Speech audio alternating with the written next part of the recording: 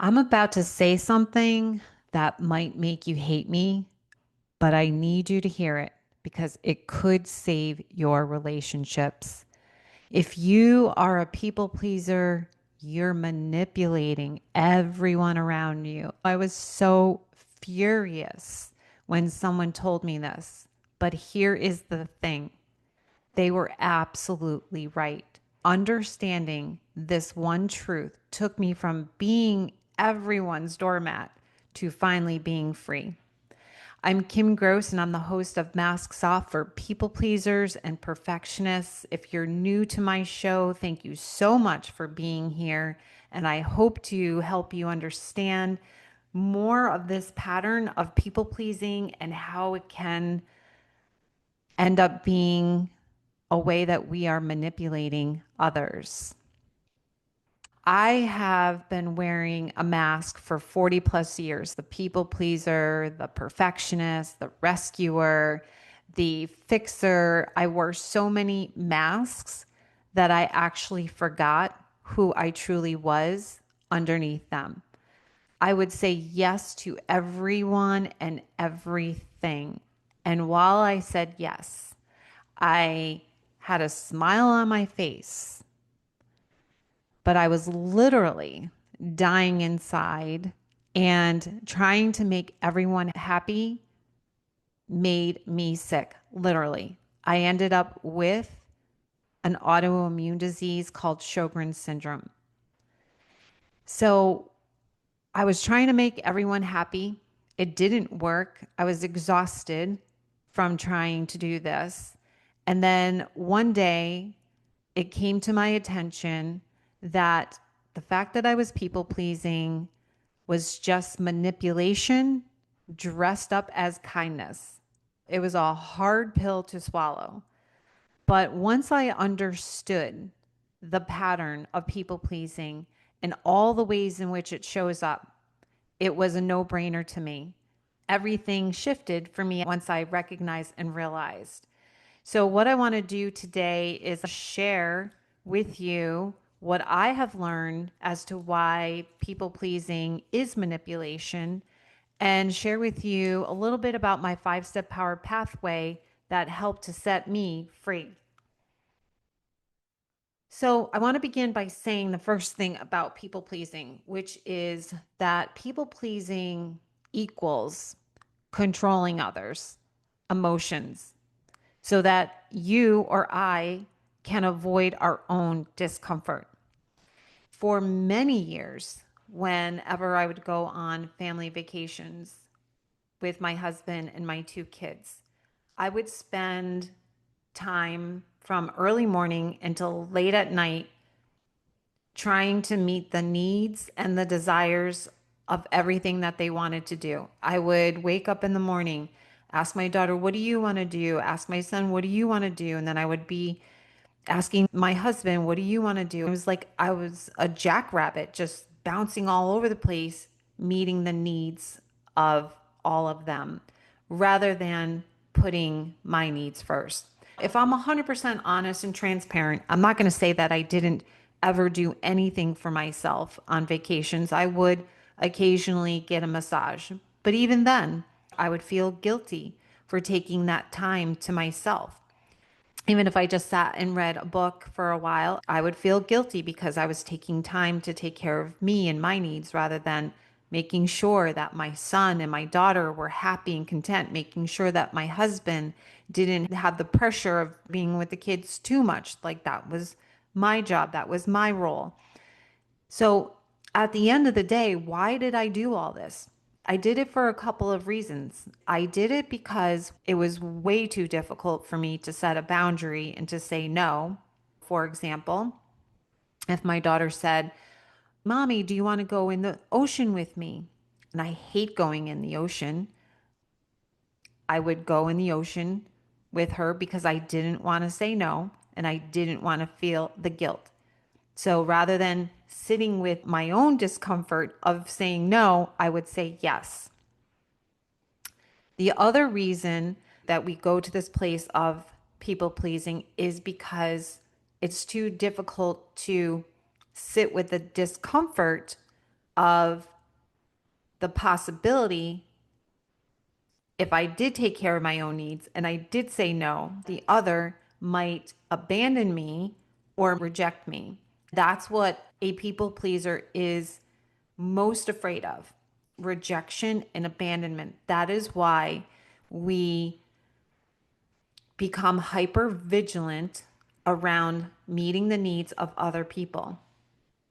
We are afraid that if we say no or don't take care of other people's needs, they will reject or abandon us. So, therefore, we're manipulating, trying to force an outcome, but we don't want to be in the discomfort. So, rather than being in the discomfort, we just say yes, yes, yes to everything. We become yes people.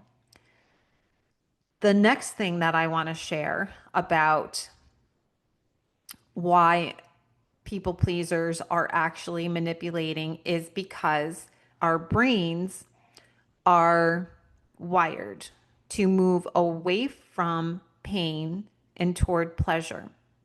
And we are hardwired for connection. Our limbic brain is designed to keep us safe and move us away from pain, to move us away from the big black bear attacking us. In order to do that, what our brain does, and to keep our nervous system being calm, at least we think we are, it doesn't always work, but that's what we're trying to do to avoid that pain and stay in survival mode. We will people please because at the end of the day, saying no to another person or taking care of our own needs in our minds equals death. Rejection equals death. Now, is that true? No, it's not. If someone rejects us, we're not going to die. It's not the same thing as the big black bear attacking us. But that is what our limbic system, our survival brain believes and thinks. So rejection means death. And our nervous systems are literally thinking that if we disappoint someone else, it's going to kill us. And so that's why our bodies become flooded with anxiety whenever we think about saying no to another person. So now you can imagine why I did what I did on these vacations. But here's the thing, at the end of the day, I would leave the vacation being more exhausted than I was going into it.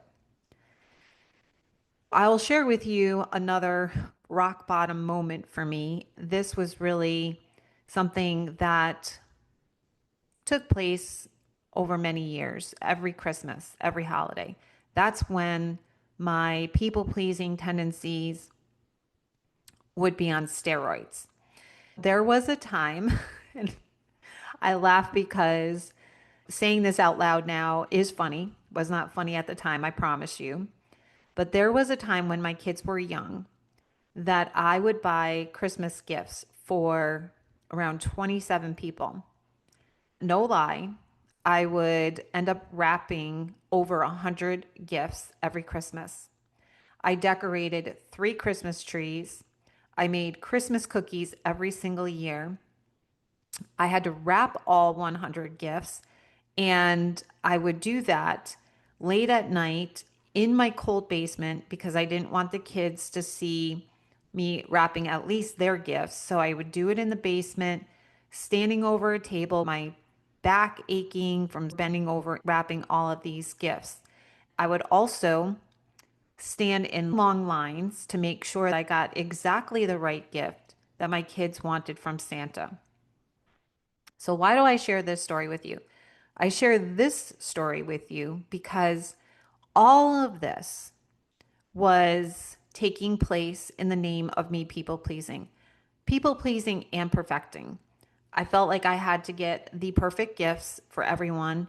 And by getting the best gifts and a lot of gifts was a way to please another. And then, AKA, I would hopefully receive their validation, their excitement, their love, and be in their good graces. No rejection, right? Hopefully, no rejection because If I was rejected, that could mean death. So if someone got a gift from me and they didn't like it and they were displeased, that to my nervous system meant lack of survival. And I know that sounds really crazy and extreme, but I want to point out how unhealthy these patterns can be and the impact and havoc that it can have on our lives. So, thankfully, over time, as I started to do my own healing work, and I've been on this healing journey for quite some time now, I've created my 5 step power pathway, which I will walk you through in a moment. As I started to heal, I realized that buying all these gifts and doing all this stuff around the holidays was not serving me. It was only hurting me. It was making me feel more exhausted and more disillusioned. Again, I had an autoimmune disease. So I needed to take care of myself. In order to take care of myself, I had to start setting some boundaries. I had to learn how to do this healing work and eventually created my 5 step power pathway. So, the very first step of the 5 step power pathway is to recognize and see our patterns. If I couldn't see that buying all of those Christmas gifts, putting up all the trees, doing all the cookies, all of that stuff, if I wasn't aware of the fact that I was doing that in order to please and to gain approval, to gain validation, so that I wouldn't be rejected or abandoned, if I never saw that, I wouldn't be able to change it because I wouldn't understand why I was doing that in the first place. So it's very important, and that's why this is the first step of the framework, is to have awareness of our patterns. You cannot change that which you do not acknowledge or are unaware of. So that's the first step. Hey, it's Kim here, interrupting your regularly scheduled podcast episode to let you know about an opportunity to go deeper into this work. I invite you to head over to Amazon.com and pick up your copy of my book, Free to Be: A Pathway to Inner Liberation. If you are looking to unhook from people pleasing and perfectionistic patterns, if you're looking to have a better way of identifying your patterns and then how you can unhook so you can be free to step outside your comfort zone, free to have more meaningful relationships in your life, free to be your true self without hiding behind a mask any longer. If you desire any of this, then I encourage you to pick up your copy. And if you enjoy my book as much as I loved writing it, please go on over and leave a review on Amazon. You can leave a star review or written review. Now back to your regularly scheduled podcast episode. The second step is ownership. And this one was really hard because, as I said in the beginning, just even admitting that I was trying to manipulate others by people pleasing is a hard pill to swallow. But again, I often felt exhausted. I felt overwhelmed and burned out. And many times people didn't even appreciate all of my efforts and attempts to keep myself safe. It was really hard for me to accept that this was a pattern that I had to change. But I realized eventually that the only person that could change anything for me in my life was me. There is no one on the outside that's going to come along and rescue me and fix all my problems. For a very long time, I was wishing, wanting, and hoping that mostly my husband was going to rescue me. He was going to be my knight in shining armor and he was going to take care of everything for me. And when he didn't and couldn't and wouldn't, I would go into the blame game, blaming him for the reason that I was feeling overwhelmed. I felt exhausted, underappreciated, not seen, not heard. And just not good enough or worthy enough. It was not his job to heal those parts of me. So that takes me to the third step. The third step of my 5 step power pathway is the willingness to feel in order to heal. I have to feel my feelings. I have to feel the pain to heal the pain. The only way to get to the other side is to go through. You can't go over, you can't go around, you can't go underneath. You have to go through the pain to get to the other side.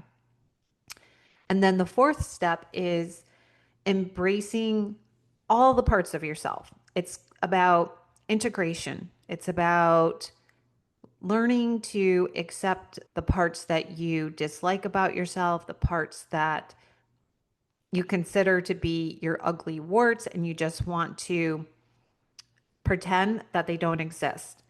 But until we integrate all of those parts, we cannot come into wholeness. We will stay fragmented. And so, embracing all the parts is step 4. And then finally, step 5 is taking radical responsibility. Radical responsibility can include setting boundaries, it can include communicating differently, but most importantly, it is about changing the patterns. It's about unhooking from our patterns once we become aware of it. Ultimately, the goal is to have freedom. That is what we are trying to achieve here. What I noticed during my own journey is that as I put down the mask of people pleasing, some people were not happy. There was a lot of pushback when I would say no, when I started to take the time to do the things that I enjoy or just the things that I needed to do in order to take care of myself. And some people, sadly, may end up leaving you or not be a part of your life anymore. So I do want you to know that there is a surgeon general warning that when you do this work, there is the possibility that some people will leave you. If they do leave you, they were never really there for you. They were probably there for what you could do for them. So this is actually a gift. The payoff is what? Freedom. And real relationships with people who love you for you is way more fulfilling than any kind of relationship you could ever have where you are trying to people please. As long as you are showing up with a mask on, you are creating separation between you and the other person because you're not showing up as your true self. You're showing up with a mask on. So they're not really connecting to who you truly are. What we all desire and what we are hardwired for is connection. We just come into the world being wired for connection. And so we're all out there desiring it, searching for it, wanting it, deep connection with other human beings. But you can never have that as long as you are wearing a mask. As long as you keep the people pleasing mask on and trying to manipulate, you will never have what you desire. You're going to actually push away that which you desire. So, the other thing that is possible when you start to take off the people pleasing mask is that you will have energy that you never knew you had. You will feel more joy, more aliveness, more vitality, and this energy and zest for life, which is just so amazing and incredible to have that sense of abundance. You will also have the ability to say no, and you will not die from saying no. I promise you, your nervous system used to think that, but I can promise that as you practice saying no, you will realize that one, it will get easier, and two, you will not die from it. And then lastly, you're teaching your kids how to have authentic connections. So if you're sitting there and you're thinking, oh my God, this is me. First, I just invite you to just take a deep breath. I want to tell you, you're not broken. You're not bad. You have just been surviving the only way that you knew how. This was a survival strategy that you developed at a very young age. You did not do this consciously. It happened because you felt unsafe and your nervous system was helping to protect you by coming up with this strategy. The problem is, as adults, you know this strategy is not working for you. So I wrote my book, Free to Be, A Pathway to Inner Liberation, on this very topic. And it includes my 5-step power pathway. Plus, I include all of the tools that I have used over the years to take off my masks. I will include the link for my book in the show notes. If you haven't already gotten your copy, I invite you to grab the link and it'll take you over to Amazon where you can get your copy. If you are ready to stop manipulating and start living, you will want to grab a copy because it will help you. And here is what I know: you and I were not born to manage everybody's emotions. It's exhausting to try to manage everybody's emotions. You were born to be free. I was born to be free. And the world needs the real you, not another masked version. Thank you so much for being here today. And if you have any questions about how to take off your people pleaser mask or any other mask that you have, I invite you to leave a comment if you are watching this on YouTube or on your favorite audio platform. You can always email me, Kim at kimgrosscoaching.com. Send me your question, send me your issue, tell me what you're struggling with, and we can hop on a call to talk it through and see if I can be of any help. I am so grateful to have you here. Thank you for your presence. Thank you for listening to the entire episode. If you enjoy this podcast, if you feel that this podcast does bring you value, then I invite you to leave a review. You can leave me a star review or a written review, whichever you feel called to do. And I will see you in the next episode.